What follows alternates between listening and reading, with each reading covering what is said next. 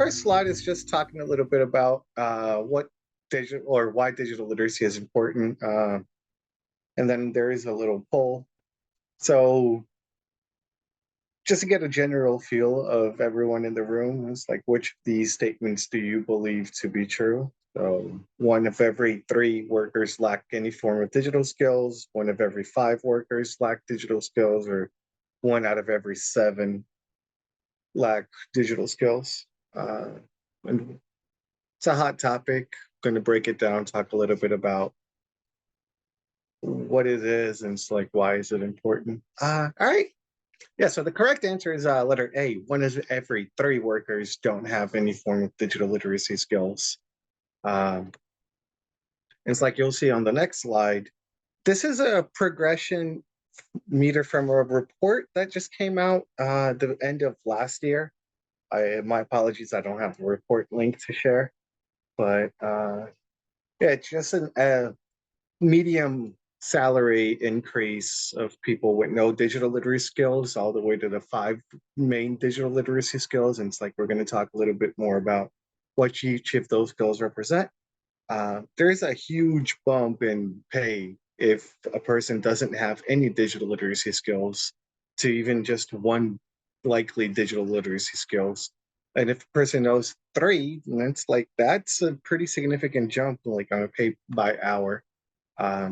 And just to talk a little bit about the likely digital skills are things that are done, like can be done both on paper, but also on computers.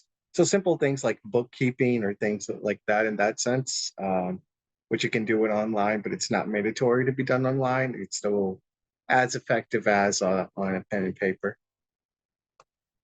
All right. So what is digital literacy? At the ILC, we broke down digital literacy into these five main areas, right? So you have information and data literacy, communication and collaboration, problem solving, safety, and digital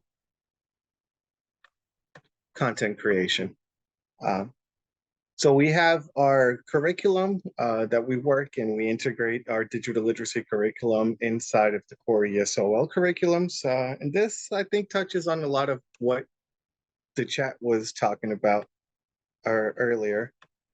Yeah, so this is some ideas of workshops. So the first workshop on information and data literacy is just having students go online and look for important information online. So we gave them a list of resources like Tech Goes Home, the Malden Public Library, the YMCA, and just things around the school and things around them that are available for them to do.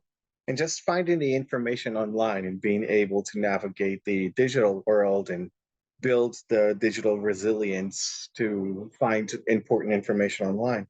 So students are directed to go online, and this is just an example of Tech Goes Home, and they're looking for the phone number, for the address of the places, looking for the schedule if available. So it's like navigating the website and like navigating drop-down menus. It's a lot of things that's like just you don't really think about how much goes into doing what we do like very regularly to people who don't have a lot of practice using the computers. And it's like it's a lot of explaining, it's a lot of holding hands at the beginning, but you're trying to build into them being able to do this relatively like very easily in a couple of minutes. This lesson takes like about an hour and a half right now. So yeah, that's number one of the category. So information and digital literacy. So then we have communication and collaboration. So people just opening emails and being able to send in emails and just understanding where things go. So like two is going to be the person receiving your emails, and you have like the topic, and you got to, how do you choose a topic? How is this going to be read on the other end? If you don't choose a topic, then what happens? Like likely get ignored. All the way to like more advanced things is like attaching your documents. And we work on file management also, which isn't in one category per se, but like downloading important things as PDFs. So if it's like your resume, if it is Like a cover letter, you want to download important things as PDF, and it's like, why PDF? So we talk a little bit about file management also. Problem solving. So this is an example of a workshop where students are working on Google Sheets, and this is an example that a student created. So it's an example of a budget. The question that they had to answer was how long it will take this person to pay their student loans of like $2,900. Um, so they have the list of expenses. They had to do write all the formula and like do everything for this one. So this is a more advanced workshop that we build. This is currently our level 5 at the ILC, and students are writing their own formula. They're calculating the percentage, and it's like using Google Sheets to its mass extension. Uh, and then safety, which is something that is hard for you to teach, how to be safe online and how to recognize spam, how to avoid clicking on things, and not trusting every website that you stumble upon. So this is one of the ways that we've worked with internet safety, is just going to websites and try to recognize if the website is safe, if it has the safety lock on top, and what does that mean to have that safety lock and have encrypted messages, and it's like all of that. Uh, do these websites have ads? And it's like, if so, how do you recognize ads and how do you avoid clicking on these ads? Because you can't always trust where the ads redirect you to. And also navigating like the whole button of websites. So this ties in with the information or digital literacy, information literacy.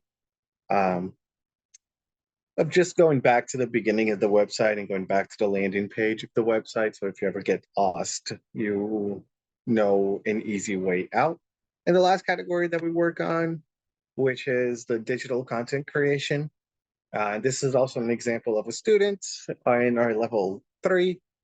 They are doing a picture dictionary. So they have the verb here, and we ask them to get the past participle of the verb because that's what they're doing in that level. Write the definition, get a picture, or get an image that represents that verb, and just create picture dictionaries, which is a good way for you to create content online, especially inside a classroom. It's just letting students navigate and like work on Google Slides. There are teachers at the ILC who do a lot of like online pamphlets also. They use Canva, and I help out with that on occasion.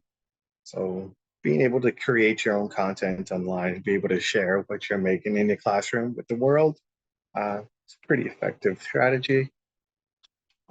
This is just an overview of the digital literacy curriculum at the ILC, and we kind of got everything from digital literacy, and we're inspired by North Star.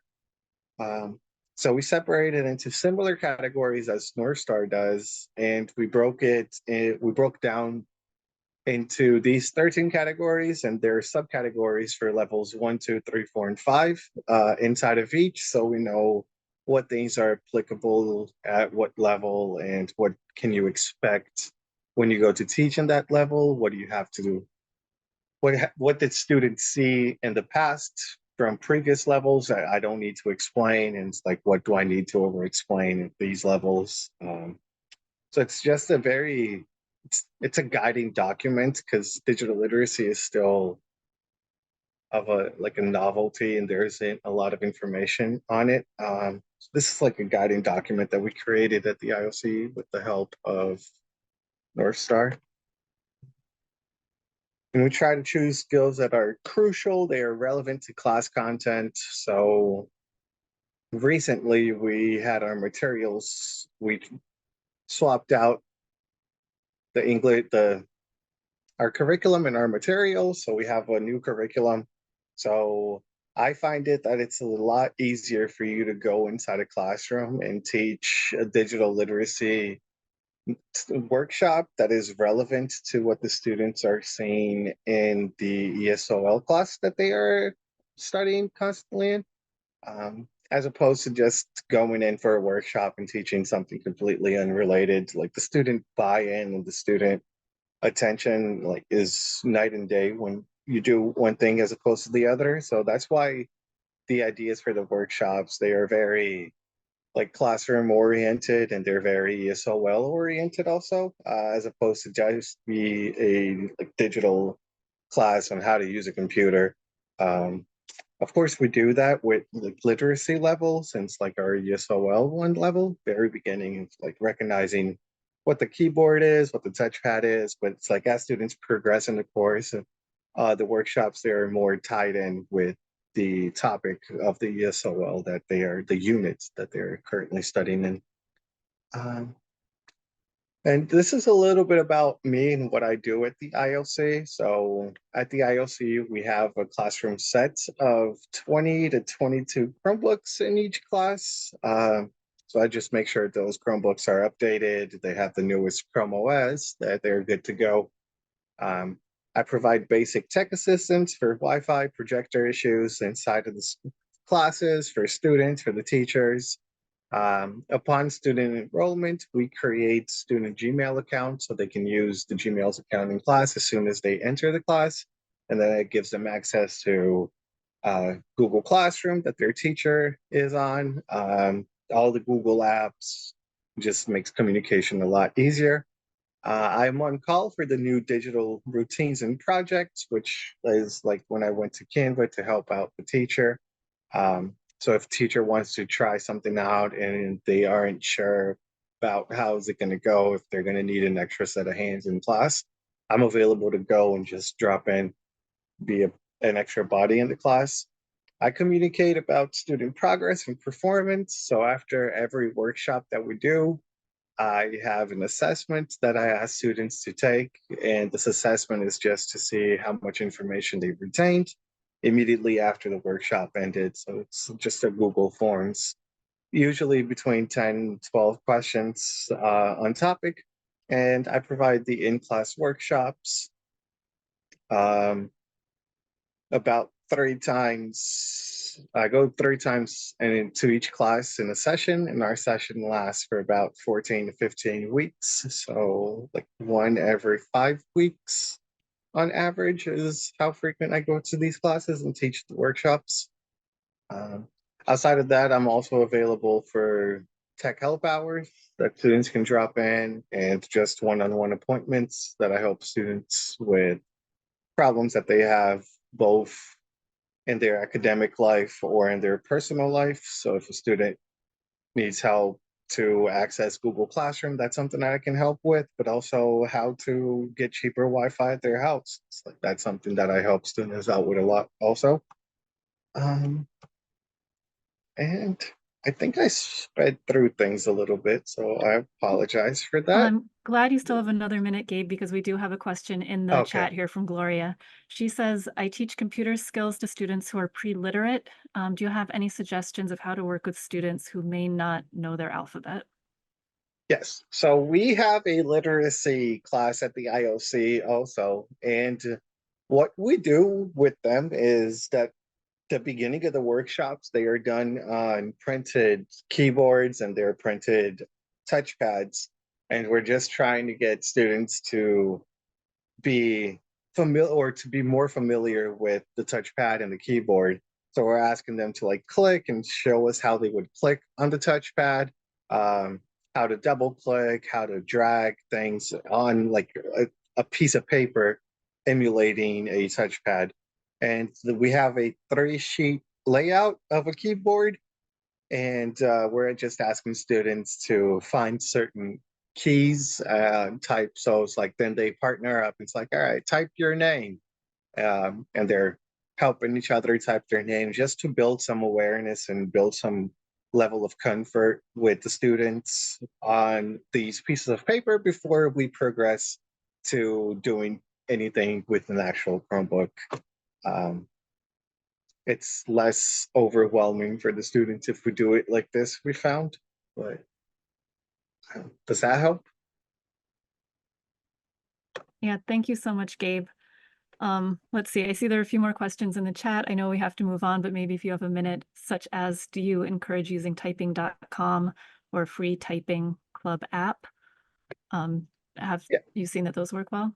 Yeah, we do typing.com a lot. We use typing.com as fast finishers for students who finish the workshop, the final project, the culminating project of the workshop. Whenever students finish that faster than the other students, then we direct them to typing.com, mouseexercise.com, and yeah, it's a very good typing.com is a very good resource. I definitely recommend it.